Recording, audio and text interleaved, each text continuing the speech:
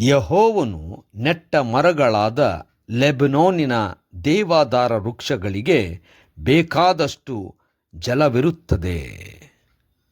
ಶನಿವಾರ 31 ಜನವರಿ 2026 ಇಸ್ವಿ. ಈ ದಿನದ ವಾಕ್ಯ ಧ್ಯಾನಕ್ಕಾಗಿ ನಾನು ಆರಿಸಿಕೊಂಡಿರುವಂಥ ವೇದ ಭಾಗವು ಲೂಕನು ಬರೆದ ಸುವಾರ್ತೆ 2ನೇ ಅಧ್ಯಾಯದ 51ನೇ ವಚನ. ಬಳಿಕ ಯೇಸುವು ಅವರ ಜೊತೆಯಲ್ಲಿ ನಜರೇತಿಗೆ ಬಂದು ಅವರಿಗೆ ಅಧೀನನಾಗಿದ್ದನು. ಆತನ ತಾಯಿಯು ಈ ಸಂಗತಿಗಳನ್ನೆಲ್ಲ ತನ್ನ ಮನಸ್ಸಿನಲ್ಲಿ ಇಟ್ಟುಕೊಂಡಳು ಎಂಬುವಂಥದ್ದೇ. ಕರ್ತನಲ್ಲಿ ಪ್ರೀತಿಯುಳ್ಳ ದೇವಜನರ ಶುಭೋದಯ. ಯೇಸುವು ತಾನೇನೆಂಬುದಾಗಿ ತಿಳ್ಕೊಂಡಿದ್ದಾಗ್ಯೂ ಕೂಡ ತನ್ನ ತಂದೆ ತಾಯಿಗಳಿಗೆ ಅಧೀನನಾಗಿದ್ದನು. ದೇವರ ನಾಮಕ್ಕೆ ಸ್ತೋತ್ರವಾಗಲಿ. ಕರ್ತನಲ್ಲಿ ಪ್ರಿಯರೇ, ಈ ವಾಕ್ಯ ಧ್ಯಾನ ಮಾಡೋಣ. ಈ ದಿನದ ವಾಕ್ಯ ಧ್ಯಾನದ ಶೀರ್ಷಿಕೆ ತಂದೆ ತಾಯಿಗಳಿಗೆ ಅಧೀನನಾಗಿರುವುದು. ಕರ್ತನಲ್ಲಿ ಪ್ರಿಯರೇ, ಯೇಸು ಸ್ವಾಮಿಯು ತನ್ನ ತಂದೆ ತಾಯಿಯೊಂದಿಗೆ ಅಲ್ಲಿನ ಕ್ರಮದ ಪ್ರಕಾರವಾಗಿ, ಪದ್ಧತಿಯ ಪ್ರಕಾರವಾಗಿ ಪ್ರತಿ ವರ್ಷವೂ ಯೆರೂಸಲೇಮಿಗೆ ಹೋಗುವಂಥ ವಾಡಿಕೆ. ಯೇಸು 12ನೇ ವರ್ಷದವನಾದಾಗ ಅವರು ಯೆರೂಸಲೇಮಿಗೆ ದೇವಾಲಯಕ್ಕೆ ಹೋದಾಗ ಅಲ್ಲಿ ತಂದೆ ತಾಯಿಗಳು ತಿರುಗಿ ನಜರೇತಿಗೆ ಬರಲಿಕ್ಕೆ ಪ್ರಾರಂಭಿಸಿದರು. ಆದರೆ ಅವರು ನೋಡುವಾಗ ಯೇಸು ಅವರೊಂದಿಗೆ ಇರಲಿಲ್ಲ. ಅದಕ್ಕೆ ಅವರು ಬಹಳಷ್ಟು ಭಯದಿಂದ ಹುಡುಕುತ್ತಾ ತಿರುಗಿ ಯೆರೂಸಲೇಮ್ ದೇವಾಲಯಕ್ಕೆ ಬಂದರು. ಬಂದಾಗ ಯೇಸುವು ಅಲ್ಲಿ ಬೋಧಕರ ನಡುವೆ ಕುಳಿತುಕೊಂಡು ಅವರ ಉಪದೇಶವನ್ನು ಕೇಳುತ್ತಾ ಪ್ರಶ್ನೆ ಮಾಡುತ್ತಾ ಇದ್ದನು.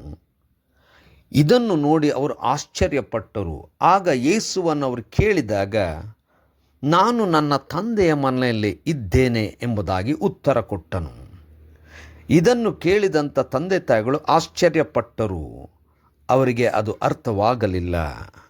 ಆದರೆ ಮರಿಯಳು ಅದನ್ನು ತನ್ನ ಹೃದಯದಲ್ಲಿ ಇಟ್ಟುಕೊಂಡಳು. ಆದರೆ ಯೇಸು ಅವರೊಂದಿಗೆ ಹೋಗಿ ಅಧೀನನಾಗಿದ್ದನೆಂಬುದಾಗಿ ದೇವರ ವಾಕ್ಯ ಸ್ಪಷ್ಟಪಡಿಸುತ್ತದೆ.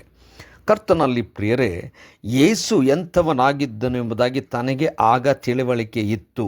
ಯಾಕಂದರೆ ಇದು ನನ್ನ ತಂದೆಯ ಮನೆ ಎಂಬುದಾಗಿ ಹೇಳುವಾಗ ನಾನು ದೇವರ ಮಗನು ಎಂಬುದಾಗಿ, ಸೃಷ್ಟಿಕರ್ತನೆಂಬುದಾಗಿ ಯೇಸುವಿಗೆ ಸಂಪೂರ್ಣವಾಗಿ ತಿಳಿದಿರುವಂಥ ಸ್ಥಿತಿ. ಆದರೂ ತನ್ನ ತಂದೆ ತಾಯಿಗಳಿಗೆ ತಾನು ಅಧೀನನಾಗಿದ್ದನು ಎಂಬುದಾಗಿ ವಾಕ್ಯ ಹೇಳ್ತದೆ.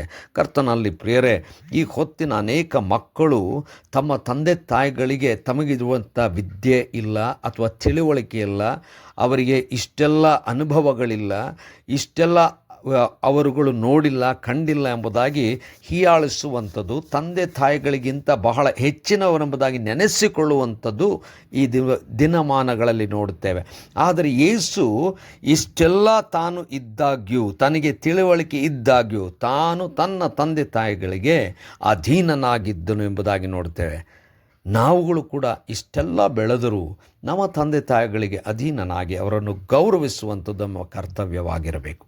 ಕರ್ತನೇ, ದಯಮಯ ಸ್ವಾಮಿ, ನಿನ್ನ ಕೃಪೆಯಿಂದ ನಮ್ಮನ್ನು ಬಲಪಡಿಸು, ನಡೆಸು, ತಂದೆ ತಾಯಿಗಳನ್ನು ಗೌರವಿಸುತ್ತಾ ನಿನ್ನನ್ನು ಮಹಿಮೆ ಪಡಿಸುವ ಹಾಗೆ ನಡೆಸು. ಯೇಸುವಿನ ನಾಮದಲ್ಲಿ ಪ್ರಾರ್ಥನೆ ಬೇಡಿದೆವು ತಂದೆಯೇ, ಆಮೆನ್.